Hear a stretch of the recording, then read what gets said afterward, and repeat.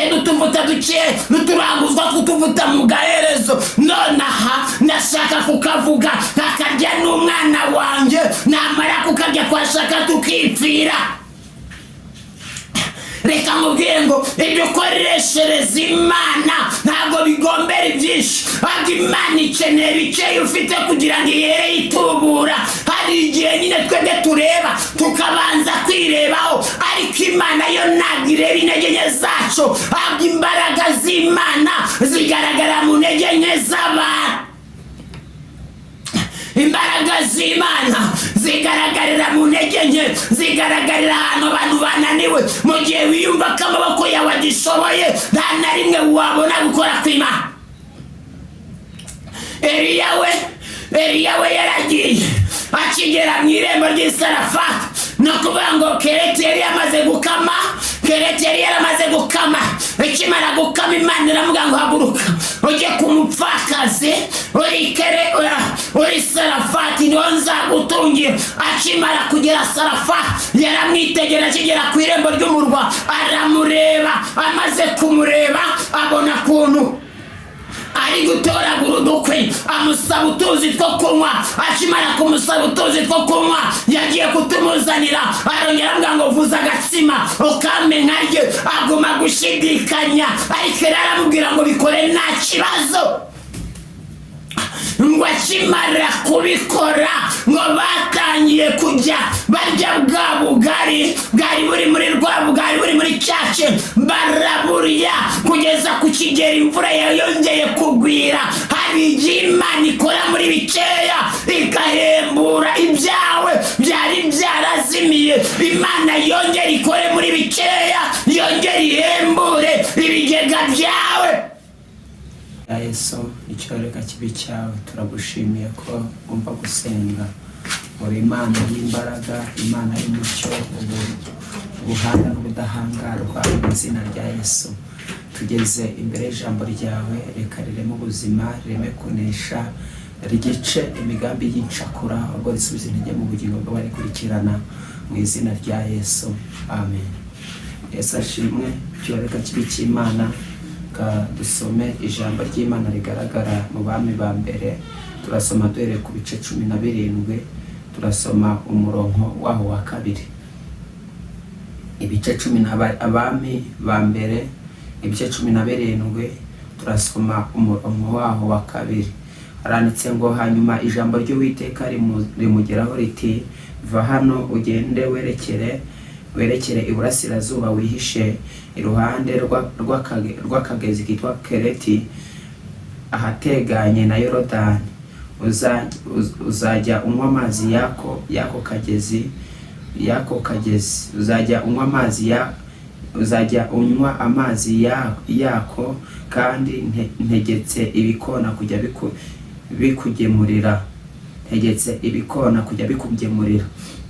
Nuko aragenda agenza uko Uwiteka yavuze, ajya kuri ako kagezi ka Kereti ahateganye na Yorodani. Agumayo, ibikona bikajya bimuzanira umutsima n'inyama uko bukeye uko bwije, kandi akanywa amazi y'ako kagezi.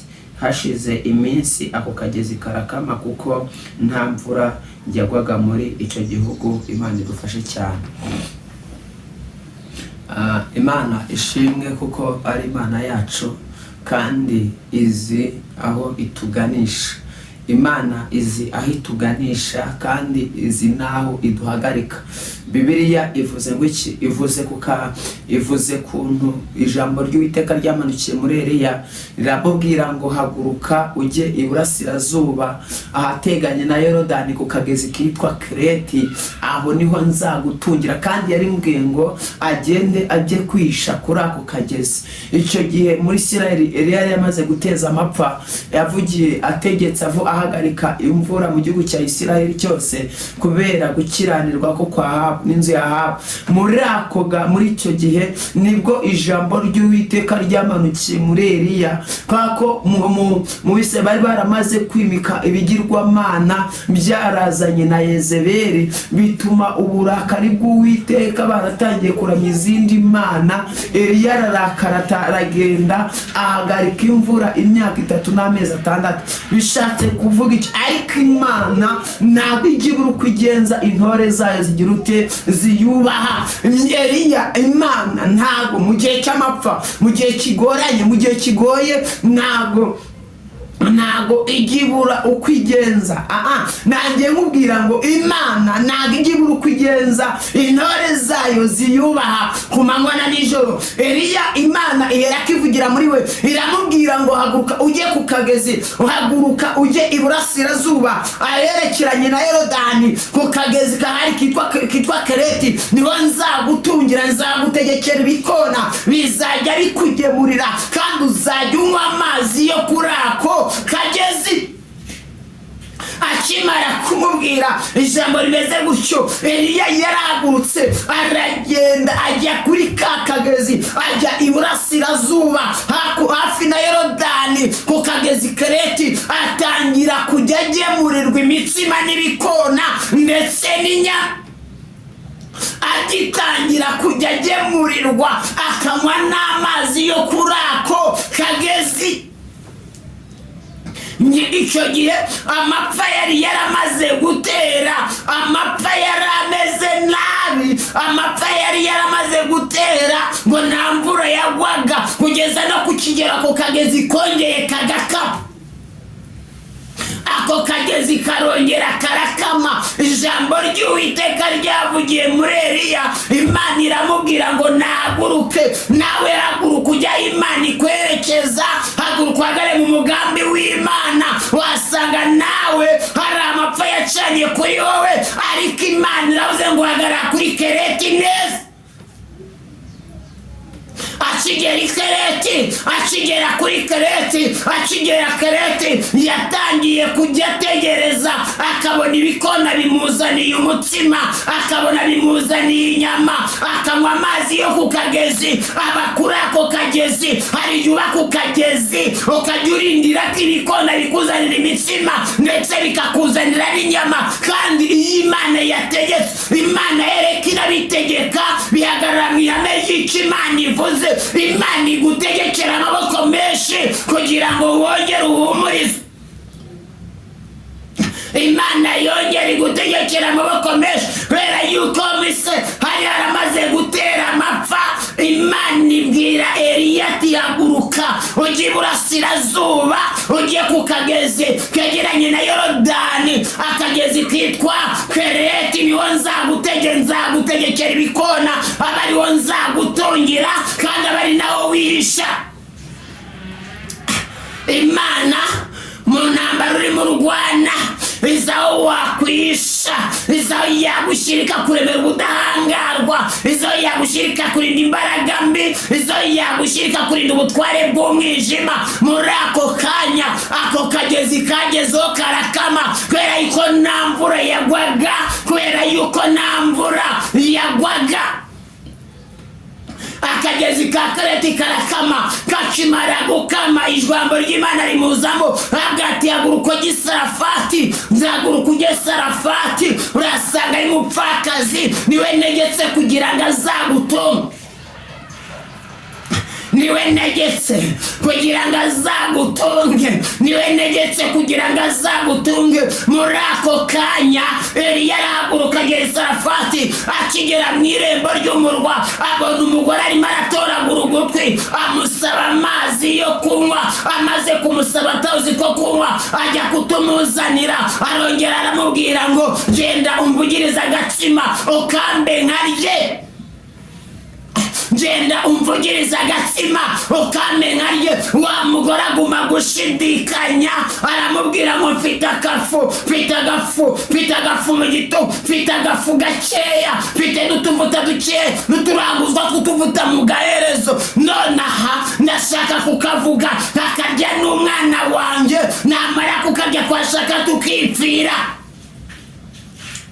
reka nkubwire ngo ibyo ukoreshereza Imana ntabwo bigombera ibyinshi, ahubwo Imana ikeneye bikeya ufite kugira ngo ihere itubura. Hari igihe nyine twebwe tureba tukabanza kwirebaho, ariko Imana yo ntabwo ireba intege nke zacu, ahubwo imbaraga z'Imana zigaragara mu ntege nke z'abantu. Imbaraga z'Imana zigaragarira mu ntege nke, zigaragarira ahantu abantu bananiwe. Mu gihe wiyumva ko amaboko yawe agishoboye, nta na rimwe wabona gukora kw'Imana. Eliya we yaragiye akigera mu irembo ry'Isarafati, no kuvuga ngo Kereti yari yamaze gukama. Kereti yari yaramaze gukama. Ikimara gukama, Imana iravuga ngo haguruka ujye ku mupfakazi uri Sarafati, niho nzagutungira. Akimara kugera Sarafati, yaramwitegera. akigera ku irembo ry'umurwa aramureba. Amaze kumureba, abona kuntu ari gutoragura udukwi, amusaba utuzi two kunywa. Akimara kumusaba utuzi two kunywa, yagiye kutumuzanira. Arongera avuga ngo vuza agatsima ukame nkarye. Aguma gushidikanya, ariko aramubwira ngo bikore nta kibazo. Ngo akimara kubikora, ngo batangiye kujya barya bwa bugari bwari buri muri cyace, baraburya kugeza ku kigero imvura yongeye kugwira. Hari igihe Imana ikora muri bikeya ikahembura ibyawe byari byarazimiye. Imana yongera ikore muri bikeya, yongera ihembure ibigega byawe. Ako wumvira ijwi ry'Imana. Hari igihe nyine tugira imitima yinangira, tukareba ko dufite dukeya, turiwe dutunge twe n'abana bacu, kugira neza bikarangira, umutima w'urukundo ugashira, kugwa neza bikarangira. Ariko Imana yo ntabwo ari uko ishaka ko natanye babwira ngo Imana ntabwo ijya ibura uko igenza intore zayo ziyubaha ku manywa na nijoro. Imana ntabwo ijya itererana intore zayo ziyitakambira. Imana ntabwo ijya isiga abayiringira. Yari Kereti yatunzwe n'ibikona bikamuzanira imitsima ndetse n'inyama, akajya aryana anywa n'amazi yo kuri ako kagezi ka Kereti. Ariko Kereti imaze gukama, Imana yarambwiye ngo najye Sarafati. Akigera Sarafati, yasanze usigaranye agafu gakeya. Agafu ari buvuze uwo munsi akakarya n'umwana we, iya none ako kanya agahera kagapfa. Ariko Imana ye yarizi yuko ako gaferi yazakaryaho. Akimara kukaryaho, icyo kibo kikuzura, ikizongere kuburamo ifu kugeza ku kigero n'amapfa ashira. Imana y'amahoro idufashe cyane. Ongera tugire umutima w'ubwenge, umutima uzirikana icyo Imana ivuga kuri twebwe, umutima uzirikana icyo Imana ikora, umutima umenya yuko iyo Imana ivuze biba, kandi itegetse bigirwe gute, bikomera. Sarafati ho nuko hari hameze. Akimara kugerayo, Bibiliya yavuze ngo yaragiye amuvugiriza ko gatsima. Akimara kukavuza, Eliya arakarya, ahita ananura ako kanya, aravanga iki gitonga ntikizabure mu ifu. Muri ako kanya ya gitonga, ngo ubwo bugari barasonze ntabwo bwashize, n'amavuta ntabwo yabuze muri ya merezo. Batangiye kubaho, birabatunga bo mu urwo rugo rwose, kugeza ku kigero amapfa yashiriye muri Isirayeli. Nawe Imana igutungire muri bice bihari, kugeza ku kigero amapfa yarire iwawe ashira mu izina rya Yesu. Nawe Imana ikugeze kuri Kereti, kandi ubutsinzi bw'Kereti bukugereho. Mana turagushimye mu izina rya Yesu. Ndavuze ngo uri Imana yo kwizerwa, uri Data wa twese mwiza. uri umwongero w'ubugingo n'ubuzima, uri inshuti nziza, uri umwami wo kwizerwa no kwiringirwa, kandi uri ingabo idukingira. Ndasenze ngo abo Kreti yari ikamanye bagarike Sarafati, bongera ngo ubuzima bw'Isarafati, kandi guhemburwa n'Imana biganze, ko bw'izina rya Yesu, amen.